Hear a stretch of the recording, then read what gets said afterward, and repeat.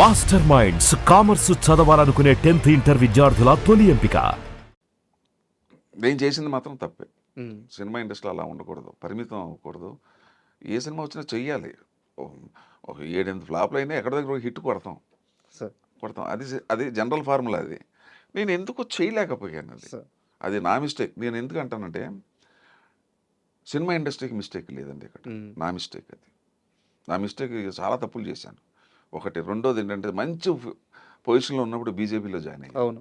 Early 90స్‌లో. అసలు ఎవరు లేరండి ఇండియాలో. శత్రుఘ్న సిన్హా నేనే. అసలు సౌత్ ఇండియాకి నేను స్టార్ క్యాంపెయినర్. హ్మ్. ఒక 2004 90 నుంచి 2004 వరకు 15 సంవత్సరాలు సినిమాలు లేవు. అవును. ఎంతసేపు దేశం దేశం వాజ్పేయి నిజాయితీ. అయితే ఆ బీజేపీ ఏంటంటే నాకేం తెలియదు బీజేపీ అంటే. అది యాక్చువల్గా నన్ను వెళ్ళొద్దన్నారు కొంతమంది. భారతీయ జంజాల పార్టీ అది పార్టీ నీకెందుకు అది అన్నారు. ఓపెన్గా చెప్తున్నాను. నాకు అలా కాదండి. నా ఉద్దేశం ఏంటంటే నేను మొత్తం హిస్టరీ చదివాను నేను. చదివేటప్పుడు వాజ్పేయి ఇంత నిజాయితీపరుడు, హ్మ్. ఇతను ప్రధానమంత్రి అయితే దేశం బాగుపడుతుంది. మన దేశంలో రెండే రెండు, ఒకటి కులం, ఒకటి కరప్షన్. ఆ రెండు లేవు ఆయనకి. అవును. ఈ మహానుభావుడు వస్తే ఇంకా నేను పడ్డ శ్రమాలు గుర్తించారో లేదో పక్క పెట్టాను కానీ సినిమాలు ఎప్పుడు ఎప్పుడు ఉన్నాం. యూ వోంట్ బిలీవ్ 15 రోజులు 16 రోజులు ఎలక్షన్ వచ్చిందంటే అందరికీ నేనే స్టార్ క్యాంపెయినర్. సార్. సినిమాలు నా హీరో వర్షిప్ పోయింది. హ్మ్. అది నేను చేతులారా చేసుకున్నా. ఎక్కువ సినిమాలు చేయకపోవడం నాదే కారణం. బీజేపీలోకి వెళ్ళడం చేసిన తప్పు నాదే తప్పు. హ్మ్. అర్థమైందా? మరి అక్కడితో ఆగానా, మళ్ళీ దీనికి వచ్చా. నాకు వర్కర్స్ అంటే ఇష్టం. ఫస్ట్ ఇండియాలో నేనే ఫస్ట్ ఫెడరేషన్కి చైర్మన్ అయ్యాను. 24 యూనియన్కి చైర్మన్ అయ్యాను. సార్. అయినప్పుడు ఊరుకున్నానా, ఇక మళ్ళీ దాని మీద పడ్డా. హ్మ్. వాళ్ళకి హాస్పిటల్ పెట్టి అది పెట్టి ఇది పెట్టి నాకు సెంట్రల్ ఇల్లు ఇన్ఫ్లుయెన్స్ పెట్టి అన్నీ వాళ్ళకి చేసి పెట్టా. అలా పెట్టినప్పుడు అక్కడితో ఆగలేదు ప్రయాణం. ప్రభాకర్ రెడ్డి గారు చిత్రపురి కాలనీకి మహానుభావుడు 68 ఎకరాలు పట్టుకొచ్చింది ఆయనే, సార్. నేను కాదు. అయితే ఏమైందంటే 8 సంవత్సరాలు డెవలప్మెంట్ లేకపోయేటప్పటికి according to the government GO they can take it back. There is no development, they can take it back. ఆయన ఏం చేశాడంటే మీ సినిమాలకు ఇంకా దూరంగా ఇస్తాను, ఇప్పుడు నాకు అది ప్రైమ్ ఏరియా ఏంది తీసేసుకుంటాను చంద్రబాబు నాయుడు గారు. హ్మ్. అప్పటికే నేను వాళ్ళకి చైర్మన్గా ఉన్నాను. నేనేంటో వాళ్ళకి అర్థమైంది. వీళ్ళందరూ వెళ్ళిపోయి లేదంటే ఒకసారి అవకాశం ఇవ్వండి. సరే మంచోడిని పెట్టుకోండి, 1 ఇయర్ టైం ఇస్తాను మీకు అన్నాడు okay. Chandrababu Naidu. 15 months 16 months ఇచ్చి అంటే నా పేరు చెప్పారు. నాకు తెలియదు అసలు అది. హ్మ్. ఆయన సినిమా హీరో, ఆయన ఎందుకే పెట్టుకుంటారు, లీడర్ని పెట్టుకున్నాను. ఎవరు అక్కర్లేదు, ఆయన ఉంటే మాకు వస్తుంది సార్ అని నా పేరు చెప్పారు. అసలు నాకు తెలియకుండా చంద్రబాబు నాయుడు నాకు ఆర్డర్స్ ఇష్యూ చేశాడు. శివకృష్ణ అదే పిఎస్సి కమిటీ చైర్మన్ అని చెప్పేసి. ఏంటి ఇలా చేశారు, నేను ఇప్పటికే నేను దెబ్బతినేసాను, ఇటు రాజకీయాల్లోకి వెళ్ళి నాకు సినిమాలు లేకుండా పోతున్నాయని అంటే ఏమైనా చేయాలని. అప్పుడు 2 years కరెక్ట్ 15 months 16 months డబ్బులు లేవు.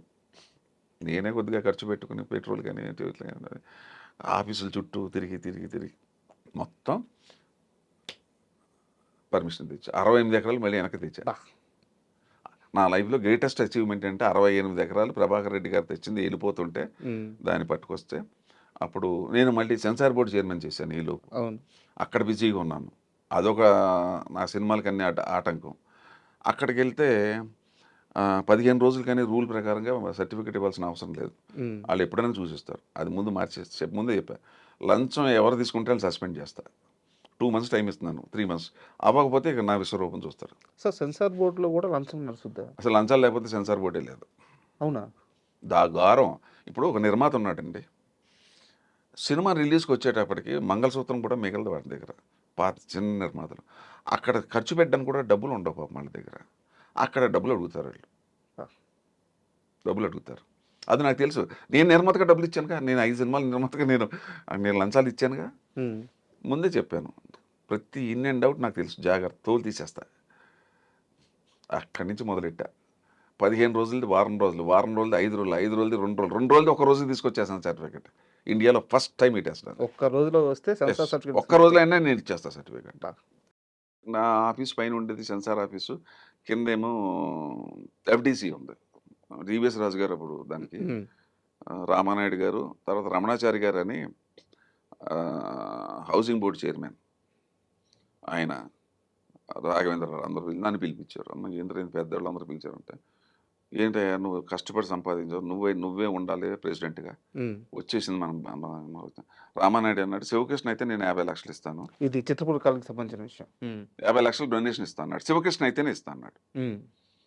తర్వాత రమణాచారి, ఈ సందర్భంలో రమణాచారి గారిని దండం పెట్టాలి, రామానాయుడు గారికి కానీ అందరికీ.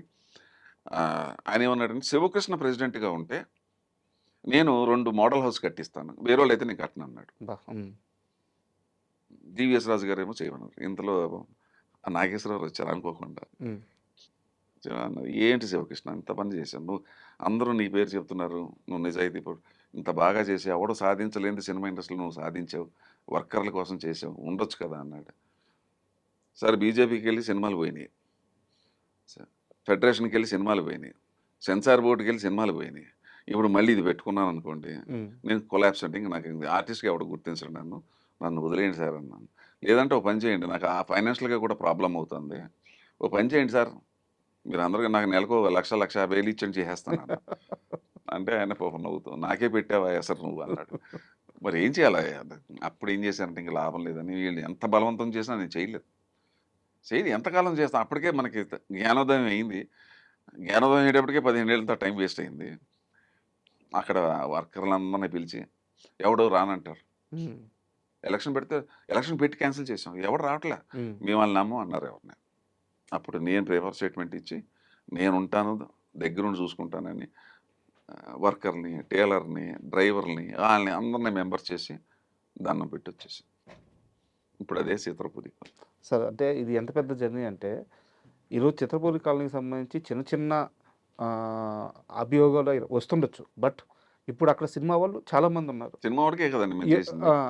20 సంవత్సరాలు 30 సంవత్సరాలు కెమెరామెన్లుగా చేసి ఏమీ సంపాదించుకోలేక ఇది చాలా మంది ఇప్పుడు అక్కడ నివాసం ఉండే వాళ్ళకి నేను చేశానని తెలియదు, నేను చెప్పుకోను, నాకు పెద్ద మైనస్ పాయింట్ అది, నేను అలాగే చెప్పుకోవటం ఇష్టం లేదు. ఇలా ఏదైనా సందర్భం వస్తే నిజానికి శివకృష్ణ అంటే హీరోగా, నిర్మాతగా ఇలా చాలా మందికి తెలుసు, బట్ మీరు చేసిన ఈ మంచి కార్యక్రమాలు ఏ చాలా మందికి తెలియదు. అసలు సెన్సార్ బోర్డుకే ఎవరికి తెలుసు. సెన్సార్ బోర్డు నాకు సి కళ్యాణం వీళ్ళందరూ, ఆయన కూడా చాలా ఫాస్ట్గా పనిచేస్తాడు, ఏ పని చెప్పినా.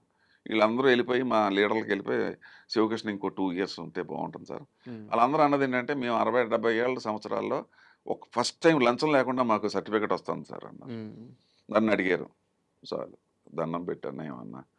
ఇంకా బాంబేలో ఇప్పుడు ఉంటుంది, మీరు వెళ్ళి బాంబేలో వెళ్తే నా పేరు ఉంటుంది అక్కడ, ఫస్ట్ ఆఫ్ ఇట్స్ కైండ్ అని. సార్ ఈ పనులన్నింటిలో కూడా మీకు రూపాయి లాభం లేదు, కాదు ఎదురు పెట్టడం తెప్పించి. అయితే మీరు లాభం పొందే దగ్గర కూడా మీరు తీసుకోలేదు. ఒక ఎగ్జాంపుల్ చెప్తాను. బీజేపీకి వెళ్ళాను, చాలామంది చెప్పారు వద్దన్నారు, బట్ నేను పని చేశాను మీరే అన్నారు. అయితే బీజేపీ మీకు ఎంపీ టికెట్ ఇచ్చిన వాస్తవం కాదా? బీజేపీ మీకు ఎంపీ టికెట్ ఇచ్చిన మాట వాస్తవం కాదా? అదే టికెట్ని మీరు కృష్ణరాజు గారికి ఇచ్చేశారు కదా. అది ఎవరికి తెలియదండి, ఈవెన్ ప్రభాస్ కూడా తెలియదు, చెప్పుకోను. యాక్చువల్గా ఏంటంటే టికెట్ ఇవ్వటం కాదు, ముందు మీకే కదా ప్రపోజల్. 1998 కృష్ణరాజు గారిని ఆలయ నరేంద్ర అని ఒక ఉండేవాడు, ఒక ఆయన ఎంపీ చేసేవాడు. ఆలయ నరేంద్ర గారు తెలుసు, ఆయన టైగర్. అవును, నన్ను చోటా టైగర్ అని పిలిచేవాడు. మా పార్టీలో నువ్వు ఒక్కడవేనయ్యా నాలాగా ఫెరేషియస్గా ఉంటావు, ఏ పనైనా చోటా టైగర్ అని పిలిచేవాడు. క్యా కర్రే అవుతాం మిలేంగా అన్నాడు. కలిశాను, ఏమయ్యా నువ్వు మా తెలంగాణ బిడ్డ అనుకున్నాను, కరెక్టే, నువ్వు ఇక్కడే, కానీ కృష్ణరాజుని నువ్వు తీసుకురావాలి సినిమా ఇండస్ట్రీకి అన్నాడు. ఆయన రాడు సార్, ఆయన పక్కా కాంగ్రెస్, ఆయన ఆల్రెడీ పోటీ చేసి ఓడిపోయి ఉన్నాడు సార్ నర్సాపూర్లో. ఏమైనా నాకు అనిపిస్తుంది. అప్పుడు నువ్వు believe it or not, camera ముందు చెప్తున్నా ప్రేక్షకులందరికీ, ప్రభాస్ కూడా తెలియదు, 3 రోజులు ఆయన ఎమ్మెల్యే క్వార్టర్స్లో ఉన్నాడు. అప్పుడు న్యూ ఎమ్మెల్యే క్వార్టర్స్లో కృష్ణరాజు గారు ఉన్నాడు. అక్కడ 3 రోజులు వెళ్ళాను, వినిపించుకోడు ఆయన. లేదయ్యా నాకేంటి ఏదో చెప్పు పాపం. ఆయన ఏంటి కాంగ్రెస్ వదిలిపెట్టి రావటం ఇష్టం లేదు పాపం, ఆయనకి వేరే ఉద్దేశం లేదు ఆయనకి. నేను చెప్పాను, రాబోయే కాలంలో ఇండియాలో బీజేపీ, నేను జాయిన్ అయినప్పుడు బీజేపీలో ఇద్దరు ఎంపీలు, ఒక ఆయన హనుమకొండ, ఇంకొక ఆయన ఉత్తరప్రదేశ్లో, 2 ఎంపీలు ఉన్నారు. నాకు స్వార్థం లేదు, నాకు అటువంటిది 2098కి వచ్చేటప్పుడు కొద్దిగా బెటర్ అయింది. అయోధ్యది గొడవ, బాబ్రీ మసీద్ ఇవన్నీ. నా మాట ఏంటంటే సార్, నాకు పొలిటికల్గా నేను బాగా అనాలిసిస్ చేయగలను, మీకు ఫ్యూచర్ ఉంటుందంటే సరే అని చెప్పి మొత్తానికి ఒప్పుకున్నాడు. పార్టీకి ఆఫీస్ తీసుకెళ్ళి పరిచయం చేశాను, ఒప్పించిన ప్రాబ్లం ఏంటంటే, ప్రెస్ మీటింగు గుంటూరులో పెడతానంటాడు.